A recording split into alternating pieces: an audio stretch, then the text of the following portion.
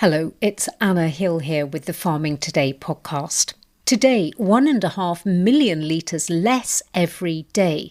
The toll that drought and disease are taking on Britain's milk supplies. We'll have more on that a little later.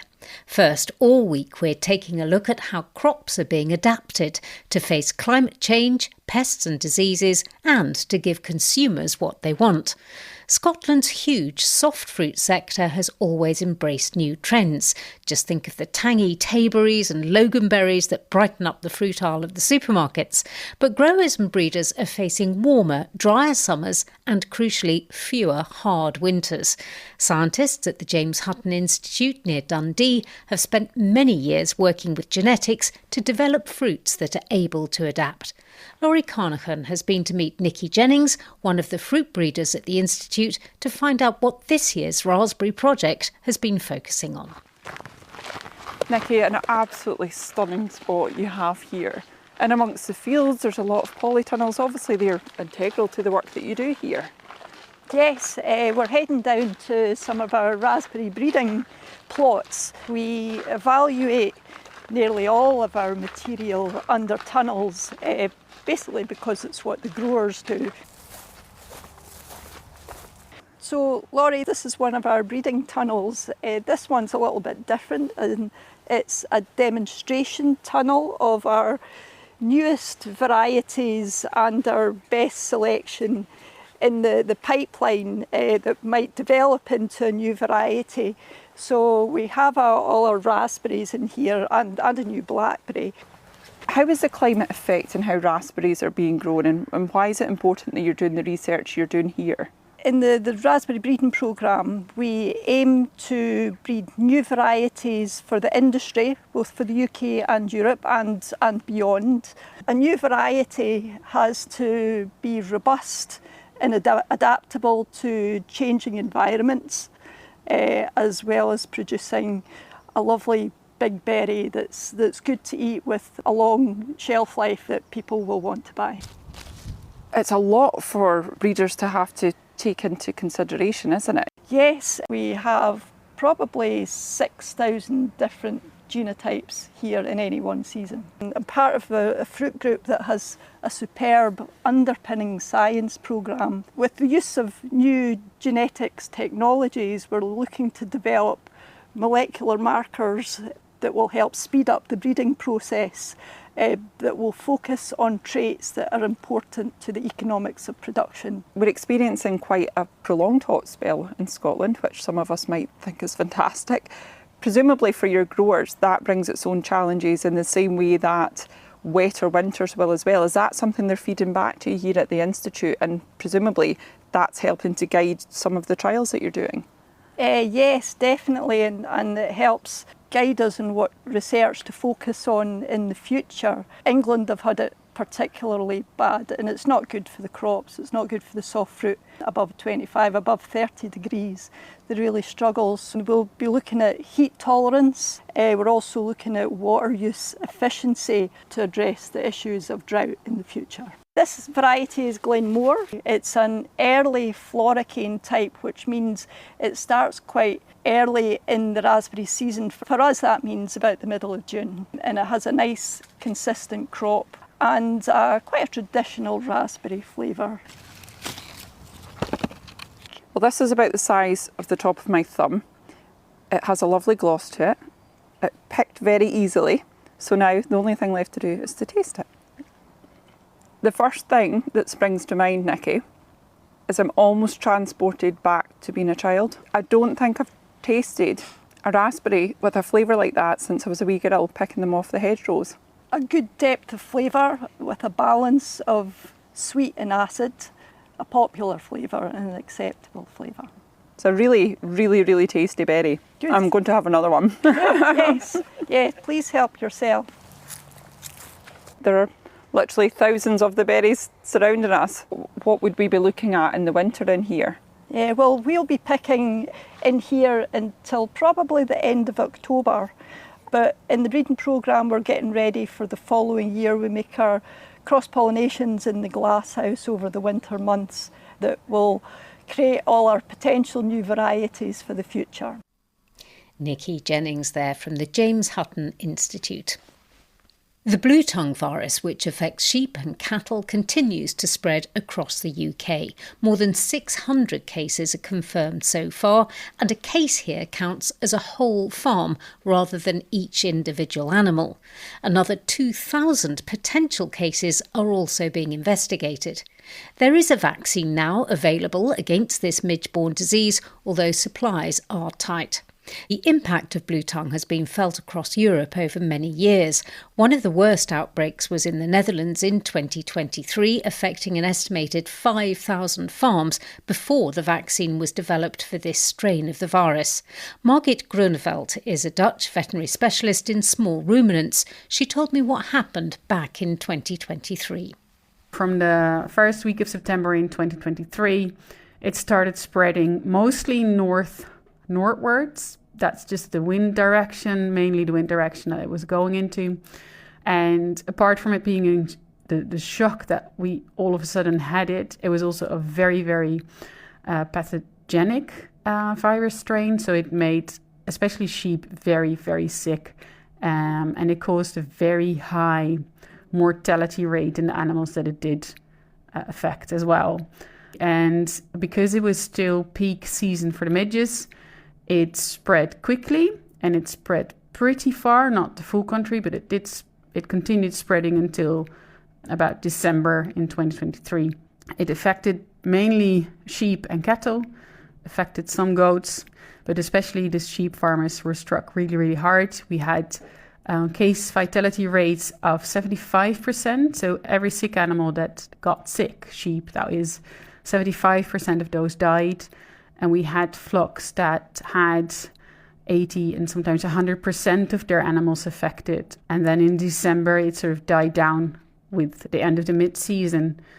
At that time in 2023, there was no vaccine.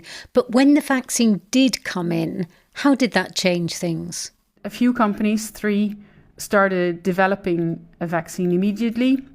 And we had 3 vaccines available, one at the start of May 24, and then 2 more at the end of May 2024. So we could start vaccinating. Unfortunately, we probably weren't able to start vaccinating early enough. And also not everyone had vaccinated. The farms or the areas in the Netherlands that had been affected in 2023 did vaccinate quite a lot of animals. But in the south, that hadn't been affected as badly. There were still people who thought, oh, well, it will just blow over and it won't affect my farm. And then, unfortunately, they were wrong, because in the first week of July 2024, it just turned up all over the country. All of a sudden, everywhere, it seemed to have overwintered, especially in cattle, that in the winter of 2023 to 2024. And then it had reinfected the whole midge population in the beginning of 2024 or the spring of 2024. And then it had been able to just infect the whole population. And then we actually had a pretty bad year again in 2024, unfortunately. What's happened now? So the spread of the virus through all animals that were alive in 2024 and were still alive in 2025, it was enormous. I think most of the sheep and cattle had been infected. So they developed natural immunity. And because the whole country, both sheep and cattle farmers, had seen the virus again in 2024, the will to vaccinate was a lot higher in 2025, especially for cattle farmers. And we could start vaccinate a lot earlier. So we could vaccinate because the vaccines were available. And we didn't see any cases in 2025, luckily. And we're now the end of August 2026, and we haven't seen any cases either yet. Dutch vet Margit Groeneveld. Well, bluetongue is one reason milk yields are down in the UK. The other is lack of grass for grazing after a series of heat waves and drought. The latest government figures on milk production show weekly deliveries from farms to the processors are down 4.6% compared to the same week last year, which was also a time of drought. That's 1.5 million litres less per day. After an oversupply last winter and lower prices, the current shortage is pushing prices back up. The dairy company Freshways, which is supplied by 150 farmers, is increasing its payment to farmers by 6p a litre to 38p from October. Other dairy companies, including farmer-owned cooperative First Milk and Muller, are also increasing their offer. Ian Harvey is the Dairy Board Chair of the National Farmers Union and also a dairy farmer in Cornwall. Fresh grass started to disappear, I think, about, for us, I think really around about a month ago. Regrowth was limited.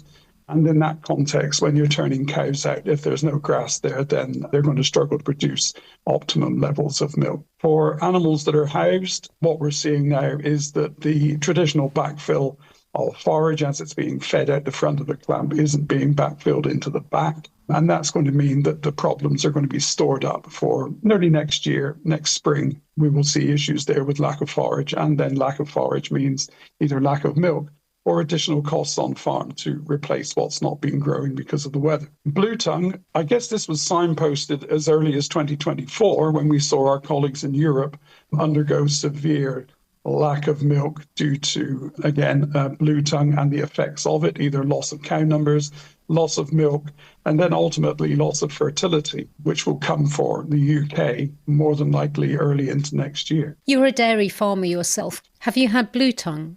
Yes, we have. We vaccinated last September, and we had bluetongue appear on our farm in late July.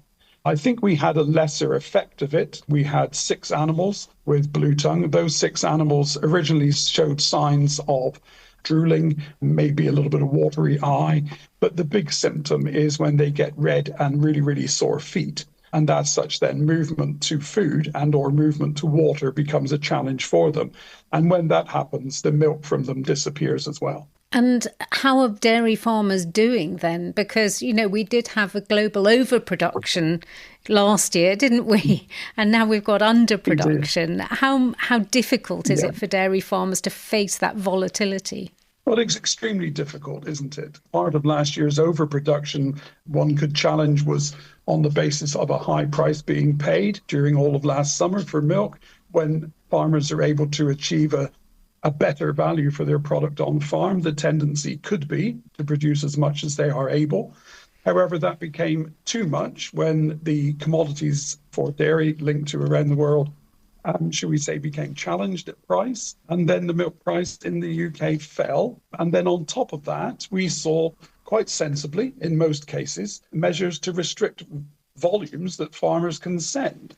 And then now to turn around so very quickly. Rising prices, of course, are good, but whether those volumes that were not needed last spring can now be turned back on again so very, very quickly, I think will be a major challenge for the industry. Could there be shortages of milk? Yes, there could. I think there'd be shortages of milk, should we say, in terms of what's being sent and delivered to factories off farm. How that will manifest itself in retail, I think that would be for the processors and for retail to manage themselves. How do you see the mid-term future for dairy farming then at the moment? I would love to see that we could have a more stable industry in terms of both volume and pricing. However, as we're seeing at the moment with these either climate shocks or disease shocks, it's becoming increasingly difficult. In the interim, I think in the short term, I think going back to supply and demand, I think we will see higher prices. But whether coupled with shortages of forage, those higher prices can deliver or maintain milk supplies, I think it's too early to see. The NFU's Dairy Board Chair, Ian Harvey. That's all from us. I'm Anna Hill. The producer was Sally Challoner. Farming Today is a BBC Audio Bristol production.